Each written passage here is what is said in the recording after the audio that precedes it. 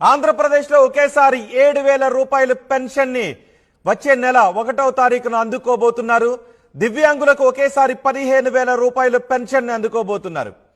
July 1న ఈ pension ఇవ్వడానికి కసరత్తు చేస్తూ ఉన్నారు. పెన్షన్ 4,000 రూపాయలకు పెంచుతామని టీడీపీ కూటమి హామీ ఇచ్చింది. ఎన్నికలకు ముందు టీడీపీ పెన్షన్ ని 4,000కు పెంచుతాము అని మేనిఫెస్టోలో కూడా చెప్పారు, హామీని ఇచ్చారు. దివ్యాంగులకు 6,000 రూపాయలకు పెన్షన్ పెంచుతామని హామీ ఇచ్చారు. పెంచిన విధంగానే ఇప్పుడు బకాయిలతో కలిపి జూలై 1వ తారీఖున ఈ పెన్షన్ ని అందజేయటానికి ప్రయత్నాలు జరుగుతున్నాయి. జగన్ హయాంలో పెన్షన్ 3,000 రూపాయలు ఉండేది.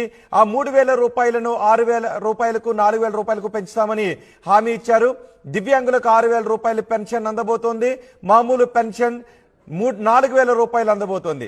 ఏప్రిల్ నుంచే ఈ పెన్షన్ ని అమలు చేస్తామని చంద్రబాబు హామీ ఇచ్చారు. అందులో భాగంగానే